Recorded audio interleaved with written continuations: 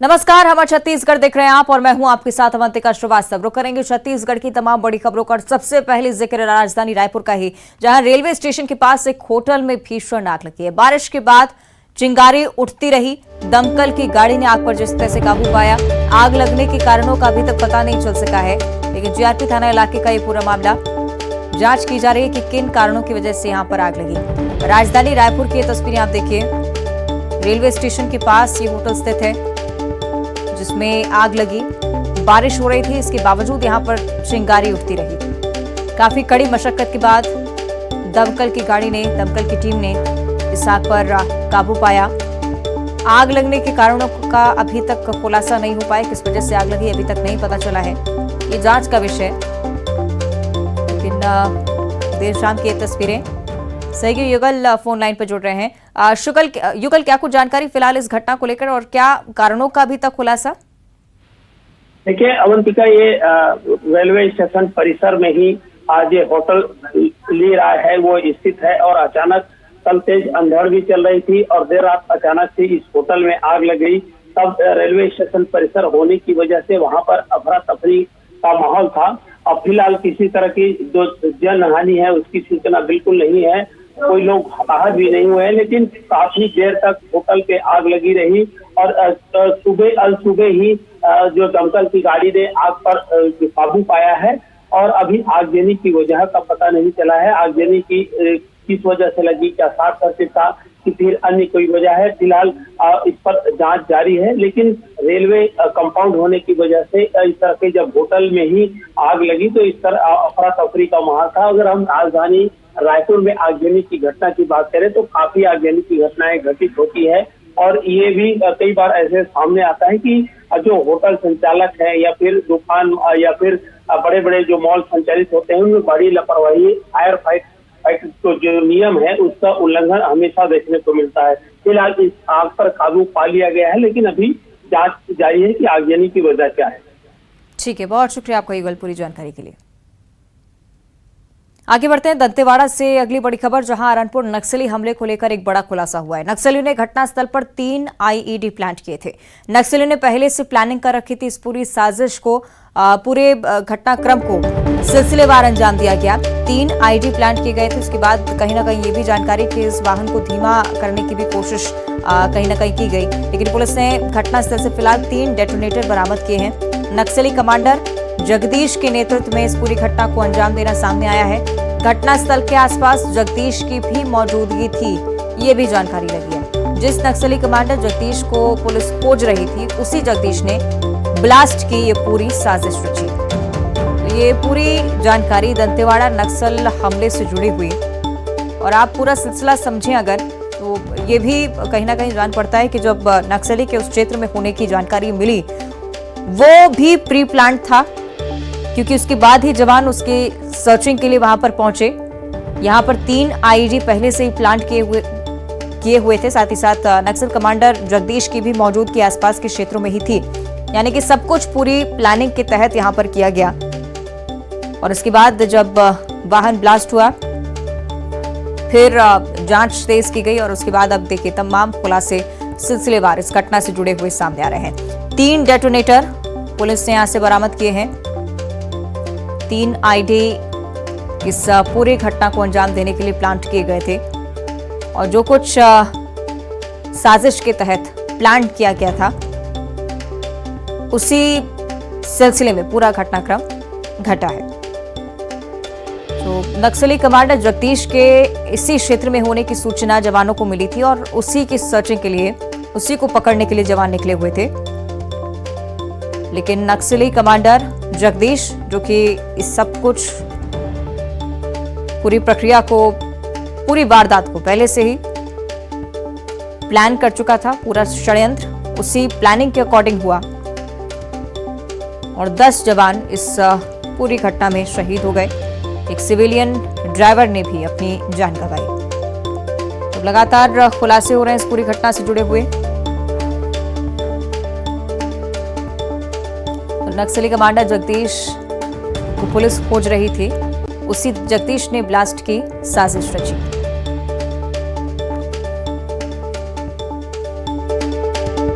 लगातार देखिए जानकारी सामने आ रही है, दंतेवाड़ा नक्सल हमले से जुड़ी हुई ये जानकारी, और जिस तरह से जानकारी मिली है इसे लेकर अभी क्या कुछ खुलासों की उम्मीद, ये भी हम जान लेते हैं। हमारे सहयोगी सतीश दंतेवाड़ा से हमें रिपोर्ट कर रहे हैं। सतीश, आपसे हम समझना चाहेंगे पूरा सिलसिला, क्योंकि कई सारे खुलासे अभी तक सामने आ चुके हैं दंतेवाड़ा नक्सल हमले से जुड़े हुए। 3 आईईडी प्लांट किए गए और अब उस साजिश का भी कहीं ना कहीं खुलासा होता हुआ नजर आता है, क्योंकि पूरा घटनाक्रम हम समझ रहे हैं, जगदीश की वहां पर मौजूदगी और जगदीश की तरफ से पूरी प्लानिंग की गई। सतीश जी आपको बता दूं कि सबसे पहले जो है न्यूज़ 18 ने खबर चलाई है कि इस पूरे ब्लास्ट के पीछे जो है मास्टरमाइंड है वो एरिया कमेटी का जो कमांडर है जगदीश है। और साथ ही साथ सबसे पहले हमने दर्शकों तक ये खबर पहुंचाई कि इस ब्लास्ट में 3 आईडी का जो है उपयोग किया गया है, क्योंकि हमें जो है सोर्स से जानकारी मिली है कि घटना के बाद जब जवानों ने तलाशी ली और कल भी जो है देर शाम तक जवान घटनास्थल पर मौजूद था, लगातार इलाके की जो है सर्चिंग की जा रही थी कि आखिरकार पता लगाया जा रहा था कि घटना कैसी हुई और किन माओवादियों का हाथ रहा है। तो उसमें ये जानकारी निकल के सामने आई कि मौके पर जो है 3 डेटोनेटर मिले हैं, और इसका मतलब ये है कि इस आईडी में जो है इस धमाके में 3 आईडी का इस्तेमाल किया गया है। और इसके पीछे जगदीश एक जो है प्रमुख जो है नाम सामने आ रहा है, क्योंकि जो है जगदीश की लगातार लोकेशन जो सीमावर्ती इलाका है दंतेवाड़ा और सुकमा का वहाँ पर मिलती रही है।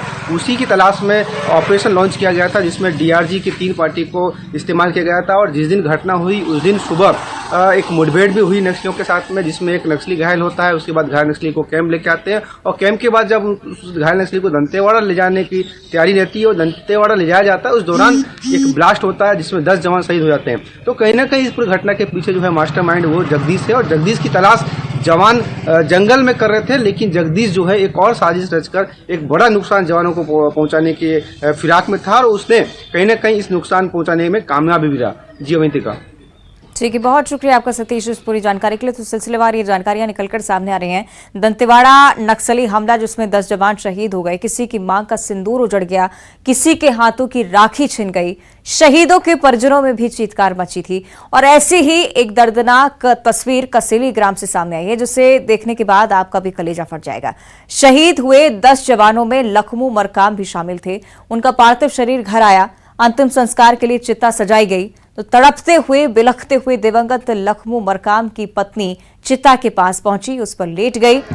इसके साथ जन्म जन्म तक जीने मरने की कस्में खाई थीं। आज उसे ऐसे जाता देखकर कलेजा किसका नहीं फट जाएगा। तस्वीरें बेहद ही मार्मिक, कुछ भी कहना बहुत मुश्किल, तस्वीरें बयां करने के लिए शब्द कम पड़ जाएं। आसपास लोग भी इसे देखकर स्तब्ध रह गए, सभी की आंखें नम। आप समझ सकते हैं इस महिला की पीड़ा,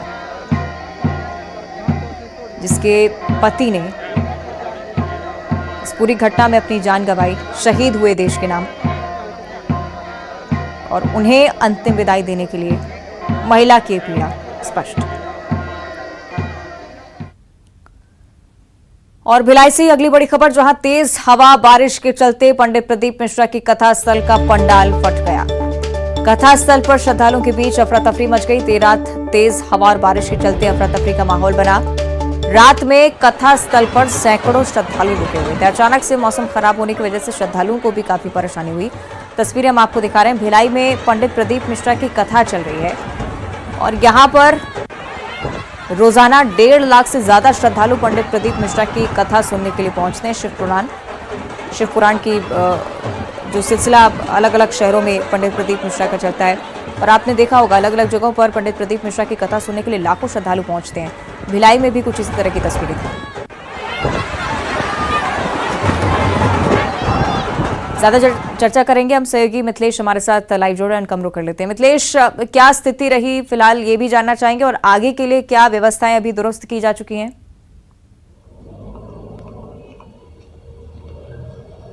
देखिए लगातार काम चल रहा है। कल देर रात को अचानक मौसम खराब हुआ और मौसम ऐसा खराब हुआ कि तेज आंधी चलने लगी और उसके साथ में बारिश भी आ गई। आपको बताना चाहूंगा कि पंडित प्रदीप मिश्रा की कथा को सुनने के लिए न सिर्फ छत्तीसगढ़ बल्कि दूर दराज से भी लोग पहुंचे हुए हैं। जगह नहीं मिलने के कारण वे पंडाल में ही सो रहे हैं और वहीं पर कथा का श्रवण करते हैं। कल भी कुछ ऐसी ही घटना हुई थी जब लोग यहाँ पर सो रहे थे, आराम कर रहे थे। उसी दौरान अचानक मौसम बिगड़ा और तेज आंधी जब आई तब अफरा तफरी का माहौल मच गया। लोग भागने लगे और बचने की कोशिश करने लगे। हवाएं इतनी तेज थी कि वहां पर जो मेन पंडाल को छोड़कर दाएं और बाएं तरफ में जो पंडाल लगा हुआ था वो पूरी तरह से फट गया, उखड़ गया।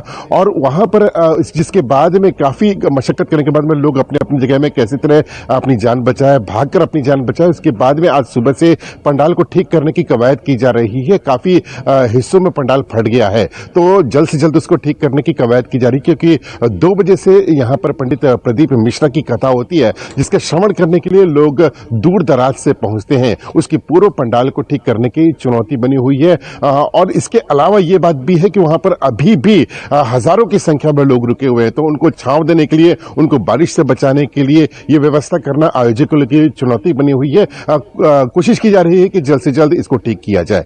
जी ठीक है, शुक्रिया आपको मिथिलेश इस पूरी जानकारी के लिए। हालांकि देखना होगा आगे किस तरह से व्यवस्थाएं दुरुस्त की जाती हैं।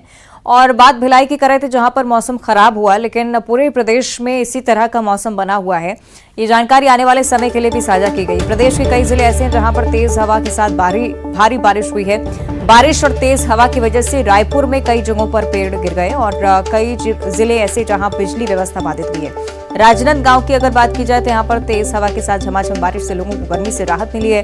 हालांकि बेमौसम बारिश से फसलों को भी काफी नुकसान पहुंचा है। गरियाबंद में देर रात आंधी तूफान के साथ हुई बारिश से कई जगहों पर पेड़ों की गिरने की खबर है।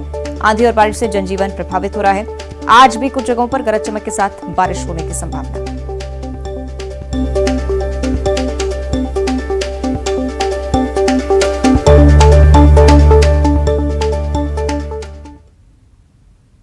आगे बढ़ते और अब बात करेंगे बिलासपुर की, जहां स्कूटी पर युवक युवती को रोमांस करना महंगा पड़ा। ट्रैफिक पुलिस ने वायरल वीडियो पर संज्ञान लेते हुए स्कूटी चला रहे युवक को पकड़ लिया। पुलिस ने ट्रैफिक नियमों का उल्लंघन करने पर युवक पर 8,800 रुपए का जुर्माना लगाया। थाने में युवक ने पुलिस से माफी मांगते हुए दोबारा ऐसी गलती नहीं करने की कसम खाई है। बिलासपुर में स्कूटी पर रोमांस करते हुए युवक युवती का वीडियो जमकर वायरल हो रहा था और वीडियो में दिख रहा था कि युवती ने शराब पी रखी थी।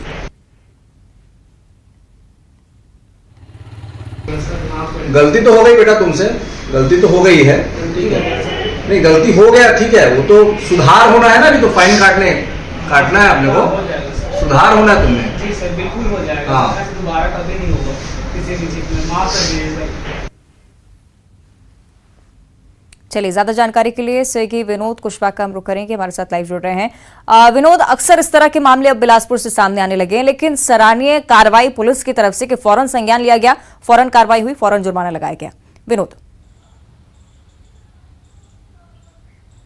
निश्चित तौर पर जैसे ही ये वायरल वीडियो पुलिस के पास पहुंचा, संज्ञान में पुलिस ने लिया और चूंकि वायरल वीडियो में जो स्कूटी दिख रही थी उसका नंबर भी पुलिस ने हासिल कर लिया था और उसी लिहाज से नोटिस भेजा गया परिवार को और फिर जो युवक है उसे तलब किया गया थाने में। काफ़ी लंबी उसकी क्लास चली और फिर उसके ऊपर 8,800 रुपये का जुर्माना भी ठोका गया और इस चेतावनी के साथ छोड़ा गया कि अगर दोबारा भविष्य में इस तरह की हरकतें करता है तो जो लाइसेंस है उसका वो निरस्त कर दिया जाएगा हमेशा के लिए और कड़ी सजा जो है, जो प्रावधान है कानून में उसके तहत उसे सजा भी मिलेगी। और यही वजह है कि वो थाने में काफ़ी देर तक गिड़गिड़ाता रहा, माफ़ी मांगता रहा और पुलिस ने उसका भी एक वीडियो जो है वो जारी किया है कि किस तरह से युवक तैश में आकर किस तरह की हरकतें कर देते हैं लेकिन बाद में पछताते भी हैं। लेकिन सवाल यही उठता है बार बार कि लोग आखिर इस तरह की चीज़ों से सबक क्यों नहीं लेते हैं। सबक लेने की ज़्यादा ज़रूरत है ताकि पुलिस भी सुखचैन के साथ काम कर सके और आम लोग भी जो है, चूँकि ये जो पूरी घटना जिसका वीडियो वायरल हुआ है कहीं ना कहीं एक बड़ा मैसेज भी जाता है कि अगर कोई एक्सीडेंट होता तो ये व्यक्ति तो जान का हाथ धो ही बैठते, जो बाकी लोग चल रहे थे सड़क में वो भी शिकार होते। तो ये तमाम चीज़ें जो है इस तो इशारा करती हैं कि कम से कम इस तरह की घटनाओं से लोगों को, आम लोगों को सबक लेना चाहिए और पुलिस भी जो है इस तरह की काम लगातार कर रही है ताकि इस तरह की जो घटनाएं हैं उनको रोका जा सके। जी, निश्चित तौर पर उसका असर भी निश्चित ही जमीनी स्तर पर देखने को मिलेगा। शुक्रिया आपका विनोद जानकारी के लिए। और अब बालोद से बड़ी खबर की बात करेंगे, जहां ट्रक ने कार को जोरदार टक्कर मारी है। मवेशी से टकराने के बाद ये कार अनियंत्रित हो गई थी और हादसे में एक ही परिवार के 3 लोगों की मौत हो गई। हादसे में 3 लोग घायल भी हुए हैं। डुंडी लोहारा दली राजौरा मुख्य मार्ग पर यह पूरा हादसा। गिधाली के रहने वाले हैं सभी लोग और रेकी परिवार के 3 लोगों की जान इस दुर्घटना में चली गई है। डुंडी लोहारा थाना क्षेत्र का है ये पूरा मामला। और अब भिलाई से अगली बड़ी खबर, जहां भिलाई स्टील प्लांट में हादसे पर कार्रवाई की खबर सामने आ रही है। बड़े अधिकारियों पर कार्रवाई हो सकती है। बड़े अधिकारियों पर जिम्मेदारी तय की जाएगी और कल असिस्टेंट मैनेजर को निलंबित किया गया था। औद्योगिक स्वास्थ्य सुरक्षा विभाग की जांच में खामियां पाई गई थी। 3 दिन पहले बीएसपी के SMS 2 में हादसा हुआ था। 4 मजदूर बुरी तरह से झुलस गए थे और न सिर्फ ये एक हादसा, भिलाई स्टील प्लांट से लगातार ऐसी खबरें सामने आती रही और अब अधिकारियों पर कार्रवाई हो सकती है। ये जानकारी भिलाई स्टील प्लांट के लिए।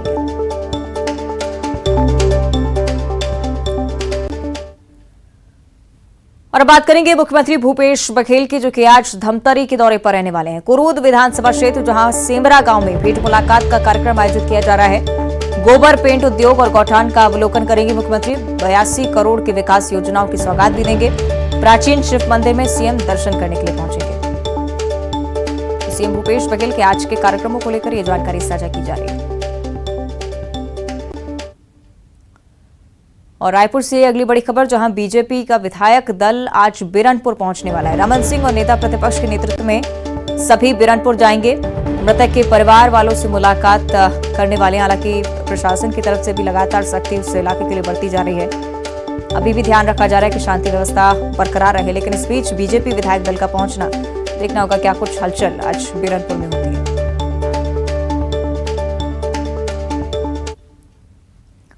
और अब बात करेंगे कांकेर की, जहां शराबबंदी को लेकर आज भाजपा महिला मोर्चा का आंदोलन देखने को मिलेगा। बीजेपी महिला मोर्चा कांकेर से आंदोलन की शुरुआत करेगी। शराबबंदी आंदोलन, जिसे नाम दिया गया है। 2 दिवसीय प्रदेश कार्य समिति की बैठक आज समाप्त हो जाएगी और आज से ही शराबबंदी आंदोलन का आगाज कांकेर से भाजपा महिला मोर्चा की तरफ से।